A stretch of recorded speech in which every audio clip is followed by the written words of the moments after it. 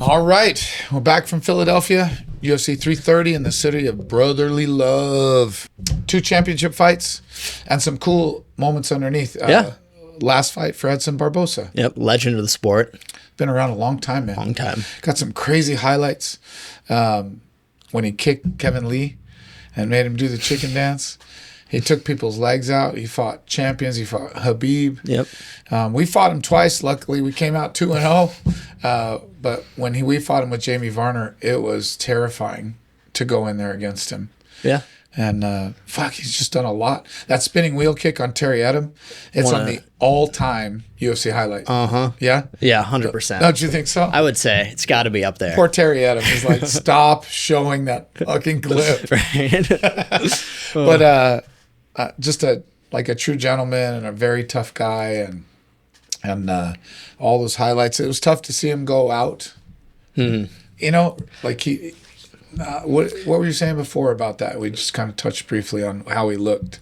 It was emotional, you know, and it should be when you're retiring from something you've done your entire life. But like it looked like he didn't want to, but he knew it was time. Yeah, I think that's a good thing though. Like not many people go out on their own. Terms. They, you know, keep trying, and then they eventually get pushed out by everything because they can't perform anymore. You know, so young lions eat the old lions. It just is how it is in sports. You know. But as a swan song, as a coach, I hate retirement fights because it changes the way you think fundamentally about fighting. Yeah. In my opinion, it's fine, do what you got to do, but for me, it makes me nervous when somebody tells me it's their retirement fight. I'm like, I don't want you to think about it like that because you are carrying extra emotions. You are carrying extra things into the cage with you, and you need to be just razor sharp to be in there. But, I mean, he's earned it. Whatever he wants, he should have done. And what a great career for him. Super great career. I mean, he's been in there since, forever. Yeah. Forever he's been in there. There's guys, Ribovics was talking about how he grew up watching him, you know, and to be able to step in there with someone that you grew up watching that inspired you to get into the sport kind of thing. That's crazy. Like, always the old guys hate hearing that. Oh, yeah. I was 7 and I saw you. Shut up, you know? But it says something, you know what I mean? That you've been in that sport and you've been a dominant person in that sport long enough that he's been in that top 10. He was in the top 10 for a long time. Yeah. And he was always a danger, always a threat to do something dramatic. You know, when he came on, it was must-see TV for sure. So, anyway, thanks, Edson. You were great. And Ribovics, nice restart for him. Yeah. You know what I mean? And hopefully, well, he's a bomber. He throws hard. And his output's insane. Yeah. He's throwing. Well, I think he knew he could. Yeah. Too. You know what I mean? It looks different against somebody else, maybe, but maybe not. Maybe that's him now. It could be. It'd be cool to see. We need to get like that, just brawling, you know. Well, then Chidi Njokuani going against Joe Alvarez. I picked Chidi because I just thought he was too big, you know, but then you know, his old trainer Saekson had passed away during the week, Saekson Janjira, and he's very close to Anthony and Chidi. And it must have been hard. Oh, I'd imagine. I mean, we talked about it a few times, and you and Anthony talked about it in the episode you guys did. Like, I mean, they grew up like with him as a father figure, like introducing them into martial arts kind of thing. So like he's been with them like family forever. You know what I mean? Chidi's 5, 6, 7 years younger than Anthony, so he was even younger when he met Saekson and grew up doing it. So to see him. Like persevere, you know, when it can go one of two ways. Like it's just too much for you, and you perform badly, or you let it lift you up. Yeah. And I thought Chidi did a great job. You know, he had it's a big weight cut for him. Like we were talking before off the air that Alvarez was a bully at 55. Yeah. And now he's at 70. Well, Chidi's an 85-pound body, and he has struggles to make 70. Yeah. And I think Alvarez is good when he's longer and bigger. I think so too, and I think it's tough here, like because we had talked about it again off air, like because Chidi's that much bigger, like it doesn't necessarily say that this isn't the weight class for Alvarez, but it does say that something's got to change there where he can't just be the bully anymore. Yeah, because there are guys like that in this division who are that much taller, that much longer, and that much heavier. Michael Morales is giant. Yeah, but Alvarez is tough, but I don't know, man. I we'll see. Yeah. Because it's weird when long fighters fight another long fighter. Kind of throws them off. Yeah. Like, oh, I'm used to being able to do these things. This guy's doing it to me now. So we'll see. I don't know. Like, I don't love him at 70 so far, but maybe he's just getting his feet underneath him. Yeah. And Chidi's an accomplished striker. He's really good. Polished. Been doing it a long time. Some of the best Muay Thai and kickboxing you'll see in there. Yeah, he's good. So happy for the Njokuani family. Yeah. And a cool little tribute to Saekson.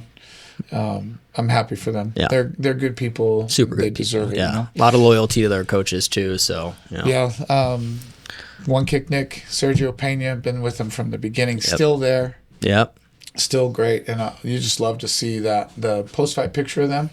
And they're just really happy together, and you can tell there's a lot to that for them. Yeah, it was a much bigger moment than it even appeared on screen. Yeah, I was rooting for them. Yeah, nothing against Joel Alvarez. No, but the Njokuani's it was a nice way to say goodbye to a friend. Yeah. So, all right, Mackenzie Dern, Gillian Robertson. Yep, Gillian Robertson. Throw on that last syllable. Get it right. I thought Gillian was be a little too slow and not have the ground game for Mackenzie. And I'm not always right, but I kind of hit it on the head on this one. Kind of did, yeah. What'd you think? Yeah, Dern's grappling's just it's next level, and there's not many girls in this division that can do anything. Yeah, against. Well, she's a world champion. I think she was ADCC champ. I mean, she's won a bunch of championships in grappling. She doesn't grapple as much now because she fights for a living. But she's terrifying down there. Yeah. She had Gillian in that Kimura position for a while. She had her in that knee bar position for a while. And good for Gillian that you survived those. Yeah. But there was no offense coming back at her. No. I thought the work that Mackenzie's been doing with Jason Perello has been awesome. She looked great. She was touching Gillian up for the most part, the whole fight. And in and outs, she would get caught every once in a while, but nothing bad. No. And but it's just hard to hurt people at 25. Yeah. You land clean and they just look at you. I remember when Joanna Jacek fought Jessica Penne, and she landed so many punches and Jessica didn't fall down. She was killing her. They stopped it as a standing TKO. And she still didn't fall down. Yeah. And so at that light weight, they carry a little less power, a little more durability. They're in great shape. So sometimes that stand-up game turns into a battle of attrition. Yeah. And, so I think Gillian wanted to take her down, but didn't have much success until round 5. So a judge gave her 2 rounds. Did you see 2 rounds going to her? No, maybe the 5th round. But I don't think you can give her 2. You think Mackenzie took the round off in the 5th? I don't know if she did. I'm not saying she did. But I don't know. I don't. Maybe she just got a little tired in there, or could be anything. Could have been that where she's I've won 4 of these rounds. We're gonna. And Mackenzie's tough. You're not gonna get her out of there easy. No. Anyway, she looks good, but the real competition for her is Wei Li, don't you think? I think so, yeah. You were saying that in the interview, she said that's not her competition? Not that that's not her competition, but the question that the interview, I don't remember who it was in the post-fight, was asking her was if she feels that this solidifies her as a true champion, or if she has to fight Wei Li to get that status, right? And she obviously has the belt, and she's defended the belt, so she is the true champion of that division. That's a shitty question. Yeah, it's kind of a dumb question, but moral of it is that she doesn't feel that she needs to fight her. Yeah, and I don't think she does have to fight her.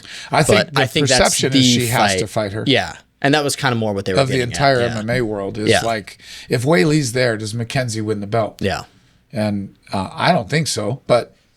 Maybe. I mean, she's going to go fight her. I know Mackenzie's a fighter and she's a performer. She's really good on the night where she needs to go. She goes.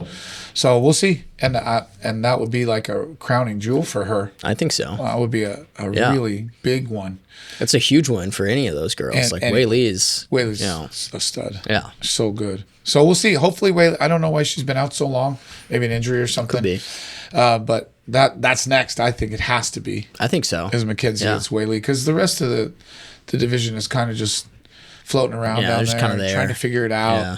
But I think Wei Li's next, and I'd like to see that fight. Yeah, me too. All right, Islam Machado did better than I thought he would. He did. Yeah. He did. It was. Still not. I wouldn't say super close in the sense that I wasn't sure who won it at the end, but he definitely did better than I thought he would. He had good takedown defense, and he was doing good at kind of negating any of those submissions in the guard. And you had brought it up earlier, we had thought he'd kind of run away the whole time, and he kind of stood his ground in the center and was willing to kind of pressure a little bit. You know? I missed that completely. I thought because he's such a movement-based fighter. And for him to stay in the center, I thought was really smart. I thought it was a good strategic move. And it gave Islam a hard time. Yeah. It really did. Like, Islam was good from his double unders. He's so good there. You think you're getting away, and he's still there. And he's excellent at pulling your feet out from underneath you, getting your balance going. He's the best at it. And so, Ian was staying there, but he wasn't getting hurt. No. That brings up an interesting argument, the damage versus control thing. Yeah. And I'm a grappler. I like control. But if the rule is damage, I don't know. Yeah, it does bring up an interesting thing, and you get into there's just a whole lot of like weird nuances there. Like, does this guy bruise easier than the other guy? Some people just we got one guy on the fight team. His nose bleeds if you look at him wrong. You know what I mean? So like, some people walks just in the door and it's right. bleeding. Some people just are like that, and it doesn't necessarily mean that more damage was done to them. It's just like how they respond to it.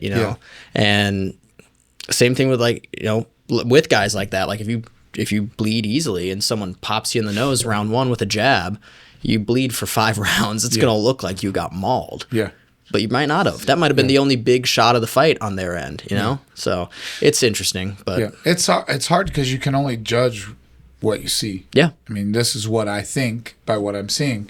And so you're asking for the human part of that always. So no matter what the criteria is, it's always somebody's perception of that criteria. And I'm not saying that in a bad way. It's just normal. Yeah. If you look at a painting and I look at a painting, we're going to describe it differently. It just is what it is. And it's like Tresean got caught in that Darce last night by Luque. The crowd went crazy. Everybody's going crazy. Herb Dean jumps in there like he's going to go to sleep. I lost my voice telling Herb he was fine. I seen Tresean in Darce for about 20 minutes with good people, and he's fine. Yeah. I don't know. He's just freakishly strong in his neck and shoulders, but I don't want him in there. And I think it ended up making Luque pretty tired. But say if that was the culmination of that round, somebody might have given him the round because, it almost finished. Yeah. In reality, it wasn't even close to finished. He was just stuck. In reality, it's just another body lock, right? So when you talk about damage, it is a lot on perception. So as far as damage goes, how did you some people had it 2-2. I had it 3-1. Yeah, I'm with you. I had it 3-1, but I'm not shocked that there were people with it 2-2 because that round was close. Well, Islam was just holding on. His body language was different. He was getting thumped up a little bit from those spots. And I thought Garry was landing some hard shots. Now sometimes people do that. They're not hard, right? They just make them look big, like they're doing something. But you can tell when they're faking it. Those were some solid ones. Yeah. And so I wasn't mad that they gave it to him. I had the control over the damage a little bit in that one. But anyway, I thought Islam still won handily. And in round 5, he did what he had to do. What I thought the whole fight would look like was what round 5 looked like. You know? Did you have it 4-1? I had it 4-1. Yeah. Yeah, I did too.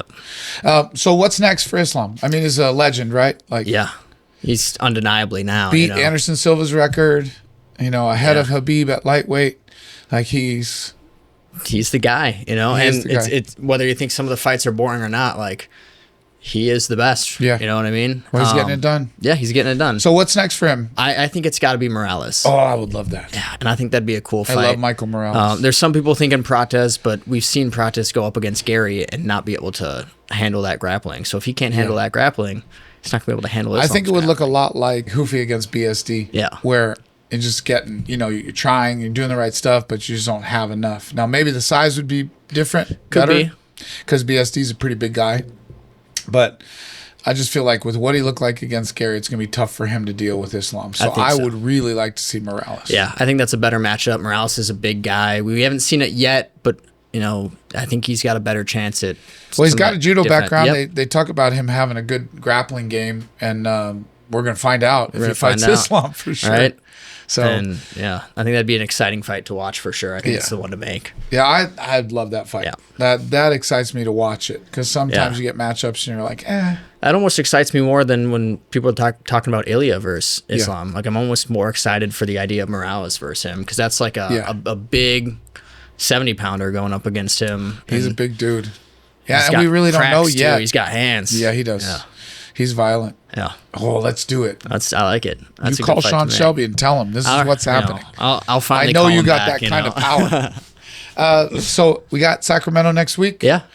And then, gosh, been busy. We've got a couple guys on that card too. Yes, we do. So, but that Philly was fun. Atmosphere was good. Yeah. I thought some surprising good. Not surprising that they're good. The people are good. Yeah. But as far as the card's concerned, like I was with most people where they're like, for how much they're hyping up this card, there's not a lot of fights on here that I'm super drawn to. But then it ended up being those 25ers. Yeah. What did Charles Johnson? Charles Johnson hit him with the Scottish Twister. Dang. Yeah, and I think they were talking about it. I think it's the first one in the UFC. Is it? Someone's hit, yeah. Stephen Ray hit Pettis with it in the PFL. Yeah. Stevie Ray did. But yeah, like I think they were saying it was the first one they've seen, and it was after, Johnson had been knocked down a couple times. There was that weird, like, that was the fight with the grounded knee and the eye poke and the this and the that. Yeah, but it was a cool fight, like watching those two go back and forth, and like I didn't know what was going to happen. And it was a caught good fight. him in that.